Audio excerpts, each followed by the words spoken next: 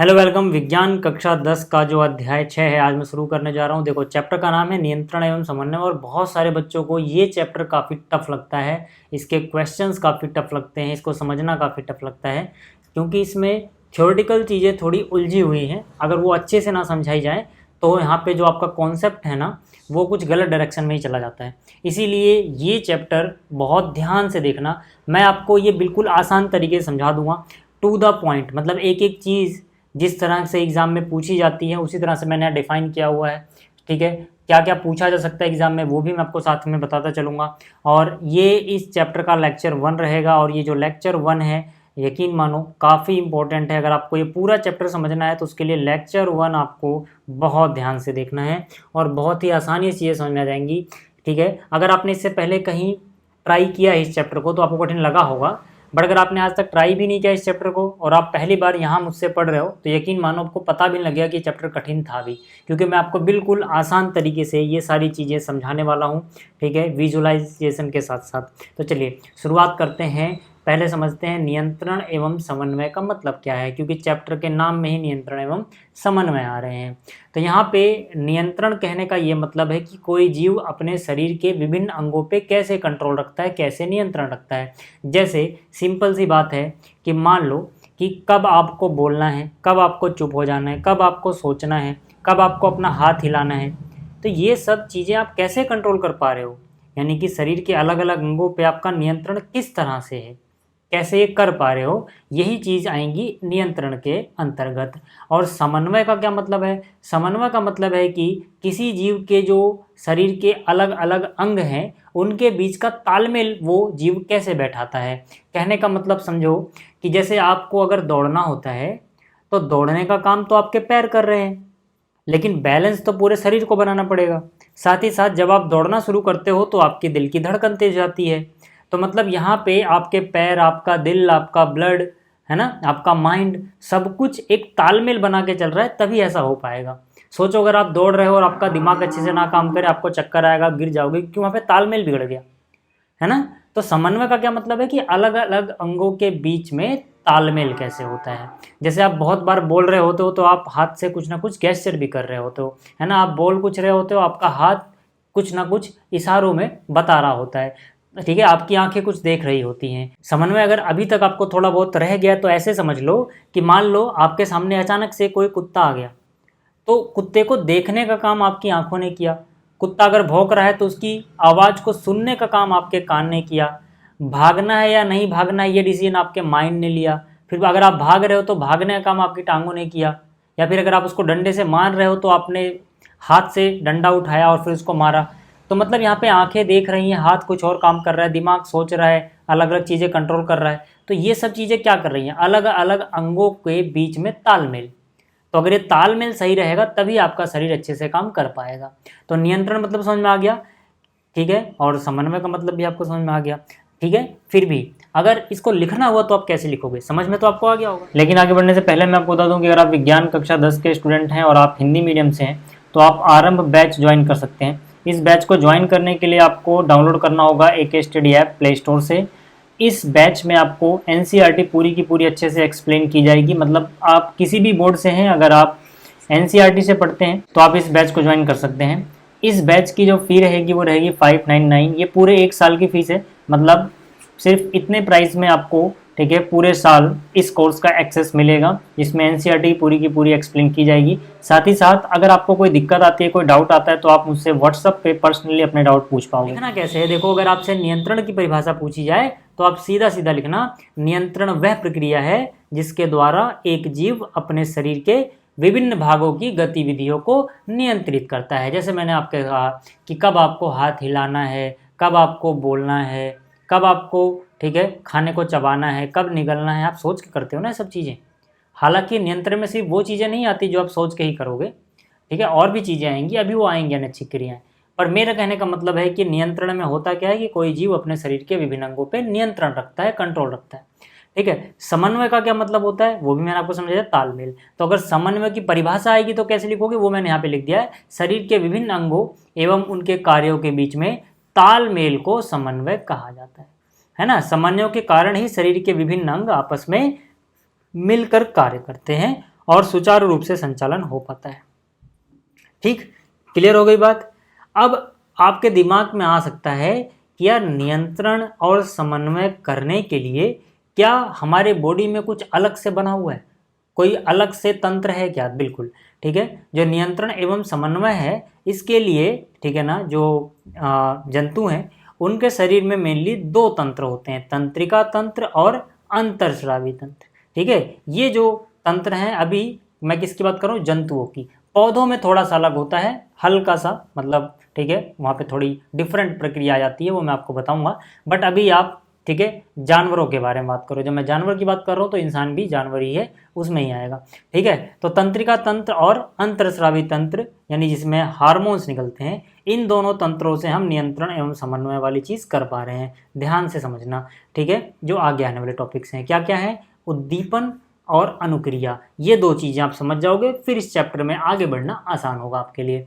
देखो, उद्दीपन और अनुक्रिया क्या चीज़ें, अगर आपको मैं बिल्कुल एकदम सरल भाषा में समझाऊँ, आम बोलचाल की भाषा में, तो उद्दीपन का ऐसा मतलब समझो कि कोई ऐसी चीज़, कोई बाहरी ऐसी चीज़, ठीक है, जो आपके शरीर को प्रभावित करे, किसी ना किसी तरह से आपकी इंद्रियों को प्रभावित करे। और अनुक्रिया का मतलब है कि उस प्रभाव में आके आपने जो रिस्पॉन्स दिखाया, एक्शन लिया। जैसे सीधी सी बात यह है कि जैसे समझो कि कोई गर्म तावा है और आपका हाथ अचानक से उस पर पड़ जाए, तो होगा क्या? जैसे ही आपका हाथ उस पर पड़ा तो जो उसकी हीट है, गर्मी, वो है एक उद्दीपन, क्योंकि उसके कारण, उस गर्मी के कारण ही अपना हाथ आप झटके से पीछे हटा ले रहे हो। तो वो जो गर्मी है जो आपने महसूस करी, वो उद्दीपन थी, और उसकी वजह से जो आपने एक्शन लिया, यानी हाथ को झटके से पीछे खींच लिया, वो क्या है? वो आपका रिस्पॉन्स है, यानी अनुक्रिया है। ठीक है, तो इसको एक बार और अच्छे समझते हैं। जो लिखा है मैं पढ़ता हूँ, को समझ में आएगा। उद्दीपन क्या है? उद्दीपन वह कोई भी परिवर्तन या संकेत होता है या हो सकता है जो किसी जीव की इंद्रियों को प्रभावित करता है, जिससे जीव की प्रतिक्रिया उत्पन्न होती है, यानी जीव कोई ना कोई एक्शन लेता है ना। अब ये बाहरी, जैसे गर्मी, प्रकाश, ध्वनि हो सकता है, या कुछ आंतरिक भी हो सकता है, जैसे दर्द, भूख, प्यास, आंतरिक भी हो सकता है। ठीक है, और इसका एग्जाम्पल समझेंगे, लेकिन एक बार अनुक्रिया की भी डेफिनेशन पढ़ दूं। अनुक्रिया को मैंने क्या कहा? जो प्रतिक्रिया जीव दिखाएगा, जो रिस्पॉन्स जीव दिखाएगा। तो उद्दीपन हुआ, ठीक है, और उद्दीपन के कारण या उसके प्रति जो भी प्रतिक्रिया जीव ने दिखाई, उसको बोला जाएगा अनुक्रिया। ठीक है, अब एग्जाम्पल से समझो। जो मैंने एग्जाम्पल आपको दिया था वही यहाँ पे लिखा हुआ है कि जब हम किसी गर्म चीज़ को छूते हैं तो गर्मी क्या हो गया? गर्मी एक उद्दीपन हो गया, और हाथ को हम तुरंत पीछे हटा लेते हैं या खींच लेते हैं। हाथ का खींचना या हटा लेना उसके कारण, उस उद्दीपन के कारण एक हमारा रिस्पॉन्स हुआ, यानी अनुक्रिया हो गया। ठीक है, इसी तरह से मान लो अचानक से आपने तेज आवाज़ सुना और आप चौंक गए, तो तेज आवाज़ जो है, आवाज़ क्या है? एक उद्दीपन है। अब क्योंकि इसी आवाज़ के कारण आपने एक प्रतिक्रिया करी कि आप चौंक गए, तो आपका चौंक जाना अनुक्रिया है। ठीक है, देखो इसके ऊपर पेपर में सवाल कैसा आता है बता दूं। आपको एक एग्जाम्पल दे देंगे, ठीक है, जैसे आपने कहा गर्म चीज़ को छूना और हाथ पीछे खींच लेना, इसमें बताओ कौन उद्दीपन है, कौन अनुक्रिया है। तो वहाँ पे आपको बताना होगा कि भाई गर्मी उद्दीपन है, हाथ को पीछे खींच लेना क्या है? अनुक्रिया है। समझ में आ गई बात? तो उद्दीपन और अनुक्रिया आपको समझ में आया। और इससे पहले हमने क्या समझा? इससे पहले हमने समझा नियंत्रण एवं समन्वय। ठीक है, अब जरा आगे चलते हैं। अब बात करते हैं कि जो हमारी प्रतिक्रियाएं होती हैं उनके क्या क्या प्रकार हैं, यानी जो भी हम कुछ कर पा रहे हैं जाने अनजाने में, ठीक है, उनको किन किन कैटेगरीज में बांटा गया है। तो याद रहे आपको, इनको 3 कैटेगरीज में मेनली बांटा गया है। पहला क्या होता है? पहला होती हैं स्वैच्छिक क्रियाएं, जिन्हें हम बोलते हैं वॉलेंट्री एक्शंस।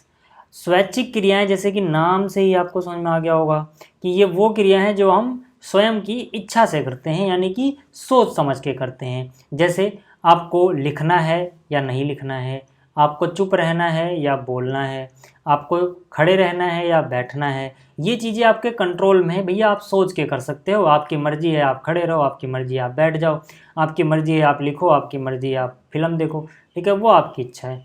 तो ये स्वैच्छिक क्रियाएँ हैं। ठीक, जैसे चलना हो गया, इसमें बहुत सारी चीज़ें आप लिख सकते हो आप। अच्छा, अस्वैच्छिक क्रियाएं क्या होती हैं? अस्वैच्छिक क्रिया ये होती हैं कि भैया ये क्रियाएं आपकी इच्छा से काम नहीं करेंगी।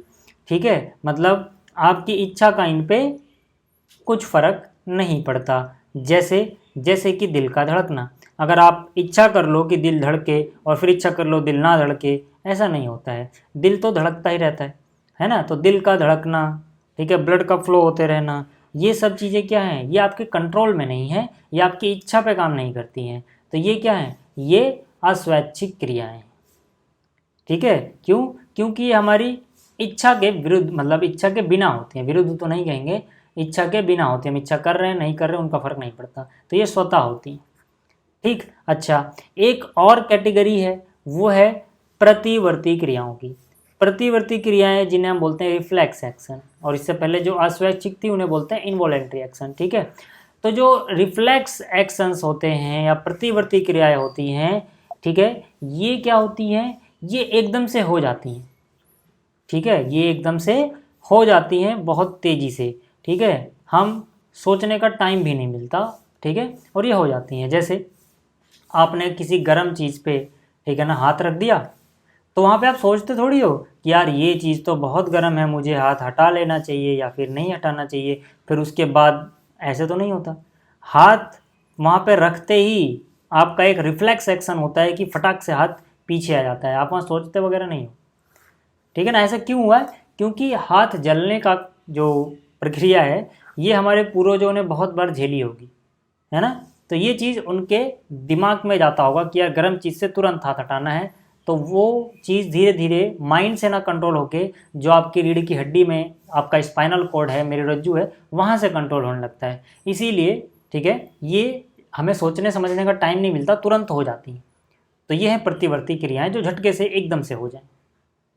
समझ में आया तीनों में डिफरेंस? हालांकि अभी इनके बारे में और डिटेल में बात करेंगे, टेंशन मत लो, ठीक है। लेकिन उससे पहले हमें पता कैसे लगता है कि सामने से कुछ उद्दीपन हुआ है? तो उसके लिए आपके पास कुछ सेंस ऑर्गन होने चाहिए। मेरे कहने का मतलब है, जैसे तेज आवाज़, कुत्ता तेज आवाज़ में भौंका, तो आवाज़ एक क्या था, उद्दीपन था। उसकी वजह से आप चौंक गए या डर गए, वो क्या है, वो आपका रिस्पॉन्स है, अनुक्रिया है। लेकिन सोचो कि आपके शरीर में कुछ तो ऐसा है जो उस आवाज़ को पहचान रहा है, जैसे कि आपके कान।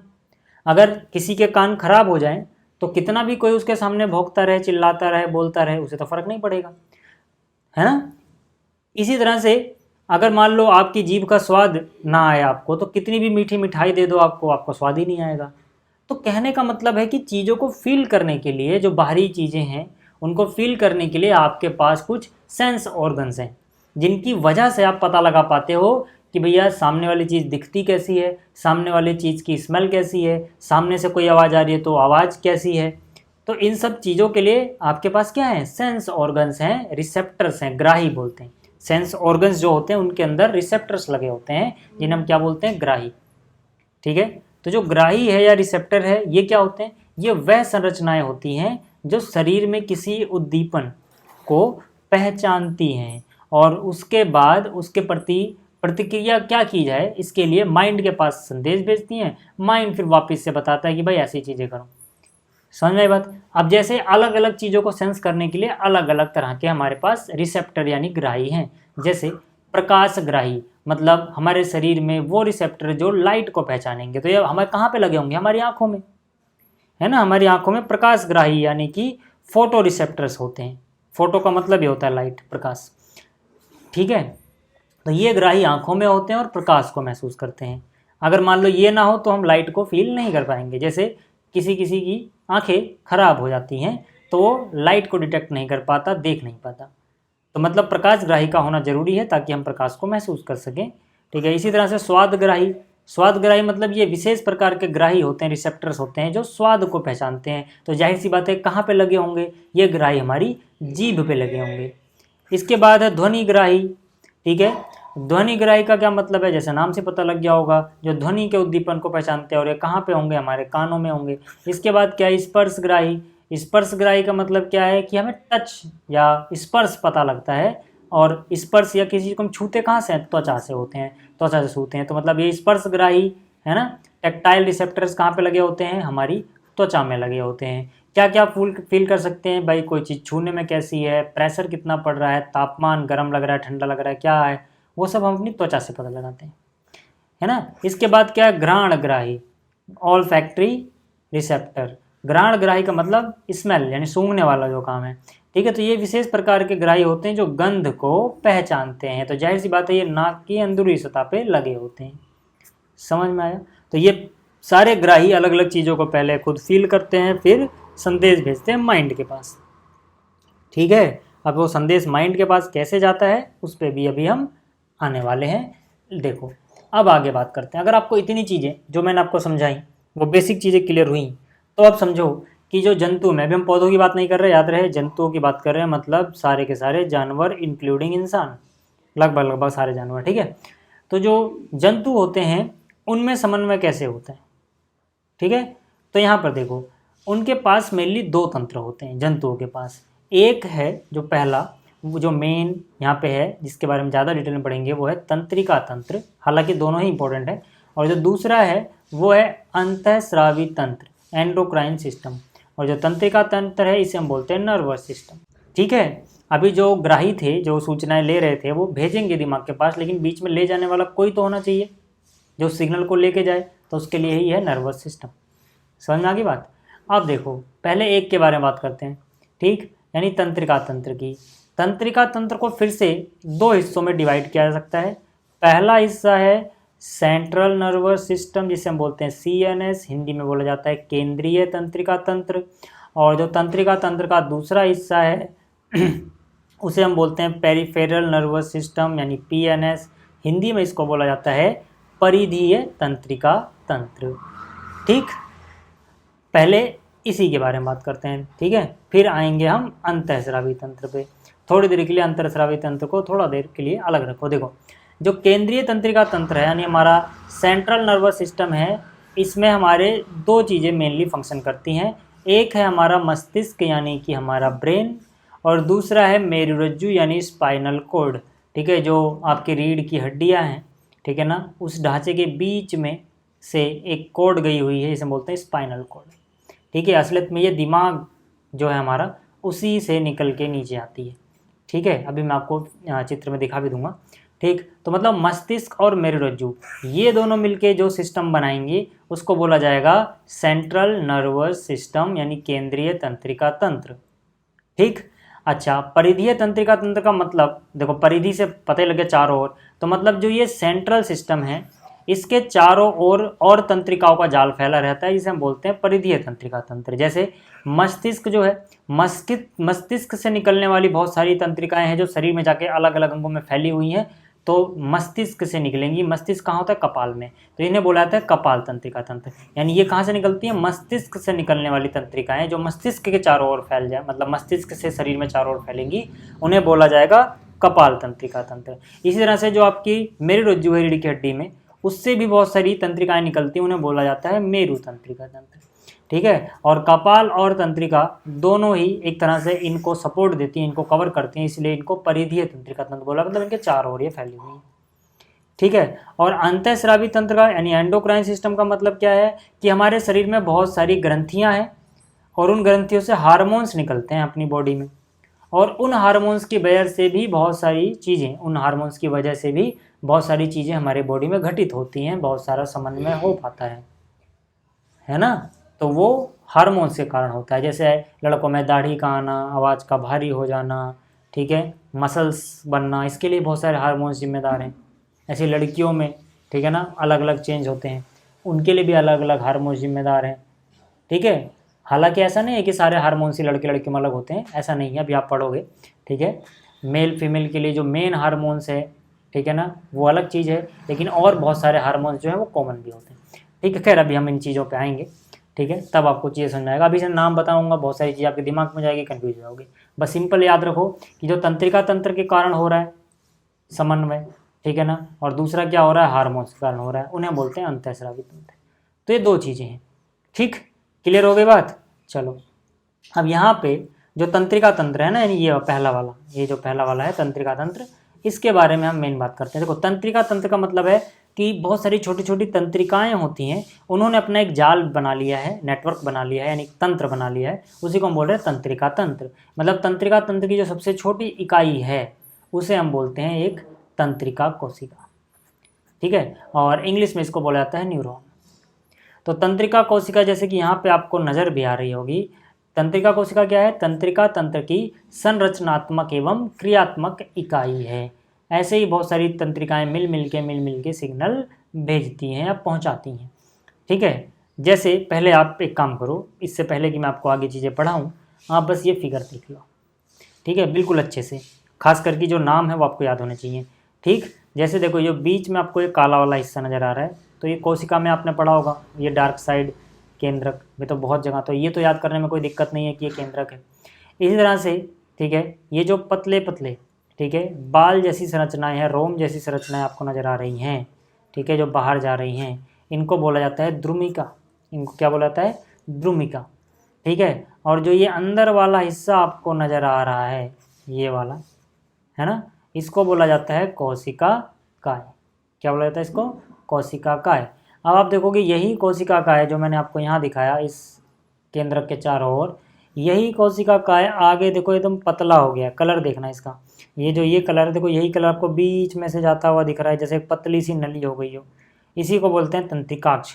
बहुत सारे बच्चे इस चित्र को देख के ये समझ लेते हैं कि एरो यहाँ पे बना के किया गया, मतलब ये जो ये स्ट्रक्चर बना, ये स्ट्रक्चर बना, इनके बीच के ज्वाइंट को तंत्रिकाक्ष बोल रहे हैं, वो गलत सोचते हैं, ऐसा नहीं है। ठीक है, ये जो ठीक है पतली सी नली जैसी आपको दिखती हुई दिख रही है ना, ये पतली सी नली है, टोटल क्या कहलाती है? तंत्रिकाक्ष कहलाती है। ठीक है, और ये जो हिस्से आपको दिख रहे हैं, ये तंत्रिका का अंतिम सिरा दिख रहा है आपको। समझ में आ गई ये सारी चीज़ें? ठीक है, अब देखो, अब होता क्या है ना कि ये जो कोशिका है जिसे हम बोल रहे हैं तंत्रिका कोशिका, ये मेनली सिग्नल को ले जाने का काम करती है। कैसे ले जाती है? ठीक है, वो मैं आपको अभी समझाऊंगा, लेकिन पहले एक एक चीज़ का काम समझो। ठीक है ना, तब आपको सिग्नल कैसे आता है समझ में आ जाएगा। देखो, सबसे पहले बात करें इस द्रुमिका की, है ना, जो यहाँ पर ये ठीक है बाल जैसे या रोम जैसे चीज़ें हैं, पतली पतली धागे जैसी संरचनाएं हैं, इनकी अगर हम बात करें द्रुमिका की, तो द्रुमिका क्या करती है? कोशिका काय से निकलने वाली जो धागे संरचनाएं होती हैं, ठीक है, इनको हम द्रुमिका कहते हैं, और ये सूचना प्राप्त करती है। सूचना प्राप्त का मतलब जैसे मान लो आपके त्वचा पे, आपके हाथ पे किसी ने टच किया, तो आपके हाथ में ऐसी बहुत सारी ठीक है ना तंत्रिकाओं का जाल फैला हुआ है ना, तो जहाँ पे आपने टच किया वहाँ की द्रुमिका सबसे पहले एक्टिवेट हो जाएगी, मतलब इस पर टच हुआ, केमिकल्स कुछ चेंज होगा, ये केमिकल चेंज ठीक है अंदर जाके ठीक है यहाँ पर जो कोशिका काय है यहाँ पे इलेक्ट्रिकल सिग्नल में बदल जाएगा। मतलब बाहर से आपसे किसी ने टच किया है, कोई केमिकल कुछ बदलाव हुए, उस केमिकल बदलाव के कारण ये जो कोशिका काय है ठीक है, ये कोशिका काय जो यहाँ से अपना टच हुआ मान लो ठीक है, उस प्राप्त की गई सूचना को विद्युत आवेग के रूप में बदल देगा। ठीक है, और ये विद्युत आवेग इस तंत्रिकाक्ष यानी इस पतली वाली नली से होता हुआ इसके अंतिम सिरे तक पहुँचेगा, है ना, यानी तंत्रिकाक्ष जिसे एक्सॉन भी बोलते हैं, यह सूचना के विद्युत आवेग को, जो यहाँ पे विद्युत आवेग बना था केमिकल से इलेक्ट्रिकल सिग्नल, ठीक है, इस विद्युत आवेग को कोशिका काय से दूसरी न्यूरॉन की द्रुमिका तक पहुंचाता है। मतलब क्या होता है, अगर आपको ये समझना है तो आप यहाँ देखो, हुआ क्या था, आपको किसी ने टच किया, कुछ केमिकल चेंज हुआ, ये केमिकल चेंज यहाँ कोशिका काय में इलेक्ट्रिकल सिग्नल बदला, ये इलेक्ट्रिकल सिग्नल को ये पतली सी जो नली जैसी संरचना दिख रही है यानी तंत्रिकाक्ष, यहाँ से होते हुए अगले कोशिका के पास तक भेजा गया। लेकिन जो ये कोशिका का अंतिम सिरा है और जो अगली कोशिका की ये द्रुमिकाएँ हैं, इनके बीच में कुछ गैप होता है, बिल्कुल ये चिपके नहीं होते, थोड़ा सा गैप होता है इनके बीच में। ठीक है, और इसी गैप को बोला जाता है अंतर्ग्रथन यानी सिनेप्स, और सबसे ज़्यादा क्वेश्चन इसके बारे में ही पूछा जाता है। ठीक है, तो सिनेप्स क्या होता है? यह तंत्रिका के अंतिम सिरे एवं अगली तंत्रिका कोशिका के द्रुमिका के मध्य का रिक्त स्थान होता है। फिर से समझ लो, ये मान लो कि मैं इसको बोल रहा हूँ पहली तंत्रिका कोशिका, है ना, और ये मैं बोल रहा हूँ अगली यानी दूसरी तंत्रिका कोशिका। तो सिग्नल यहाँ से चलता हुआ यहाँ पे आएगा, तो ये पहली कोशिका के अंतिम सिरे तक आ गया, और दूसरी कोशिका का द्रुमिका यानी पहली कोशिका का अंतिम सिरा और दूसरी कोशिका की जो द्रुमिका है ना, अब सिग्नल यहाँ से यहाँ जाना है, ट्रांसमिट होना है इसको, तो इनके बीच में देखो ये कुछ गैप होता है, और इसी गैप को हम क्या बोलते हैं? अंतर्ग्रथन सिनेप्स या फिर न्यूरोमस्कुलर जंक्शन भी बोला जाता है।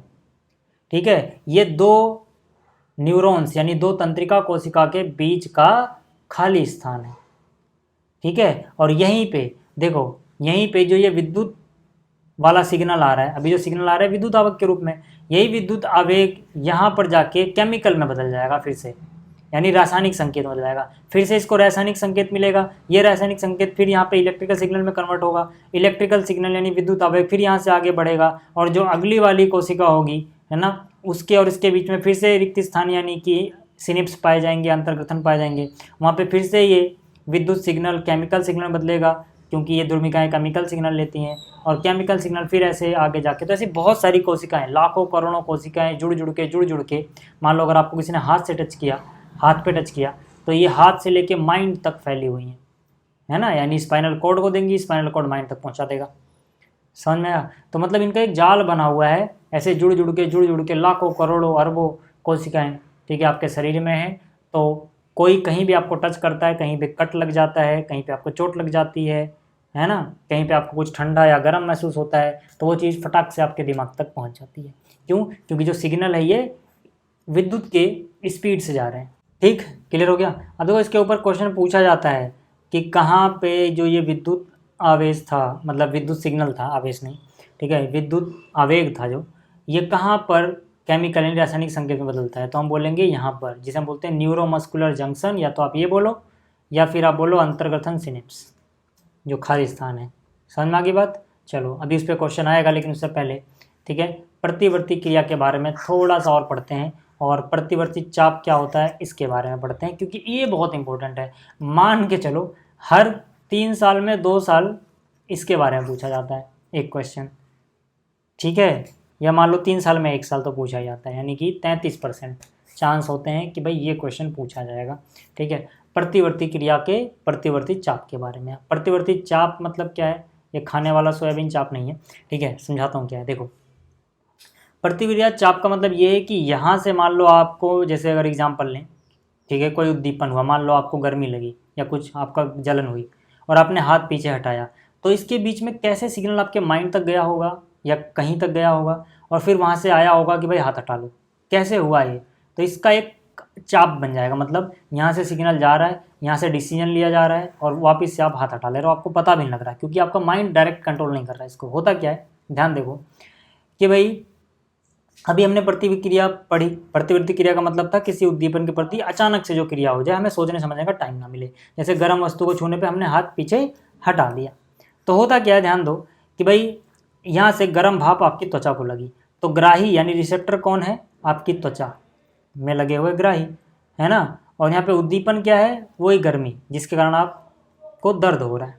ठीक है, तो गर्मी जैसी आपको लगी, ठीक है, तो यहाँ पे जो आपके न्यूरॉन्स हैं, कोशिकाएं हैं, वो इस बात को डिटेक्ट कर लेंगे कि भाई ये हिस्सा तो गर्म है, वो फटाक से सिग्नल भेजेंगे। लेकिन सिग्नल को ले जाने के लिए कोई कोशिका होनी चाहिए या कोशिका तंत्र होने चाहिए, तो यहाँ पे होने चाहिए संवेदी तंत्रिका कोशिका, यानी कि जो यहाँ से सिग्नल कि भाई यहाँ गर्मी है ले जा रही है, ठीक है ना, आपके स्पाइनल कॉर्ड तक, मेरुरज्जु तक, उस कोशिका तंत्र को क्या बोला जाएगा? संवेदी तंत्रिका कोशिका। अब ये कोशिका ने सिग्नल को ले गई। अब यहाँ पे आपकी रीढ़ की हड्डी के अंदर एक स्पाइनल कॉर्ड है, ठीक है, ये क्या करेगी? अगर ये दिमाग के पास जाएगा, दिमाग सोचेगा, फिर वापस सिग्नल भेजेगा, तो यार इसमें तो हमारा हाथ जल जाएगा, हमें बहुत तेज हटाना है। इसलिए क्या होगा कि यहाँ पर, ठीक है, यहाँ पे एक प्रतिसारण तंत्रिका कोशिका होती है आपकी रीढ़ की हड्डी में ही, ये फटाक से डिसीजन लेगी कि भाई हाथ को हटाना है। लेकिन ये डिसीजन को अब यहाँ मसल्स तक पहुँचाना पड़ेगा ना, तभी ये मसल्स काम में आएंगे और हाथ को पीछे खींचेंगे। तो मतलब इसने जो डिसीजन लिया प्रतिसारण तंत्रिका कोशिका ने कि हाथ हटा लो, इस डिसीजन को एक सिग्नल के रूप में कौन लेके जाएगा आगे? प्रेरक कोशिका, प्रेरक तंत्रिका कोशिका। प्रेरक तंत्रिका कोशिका सिग्नल को आगे लेके गई उस मसल्स तक, जिस मसल के कारण हाथ का मूवमेंट होगा।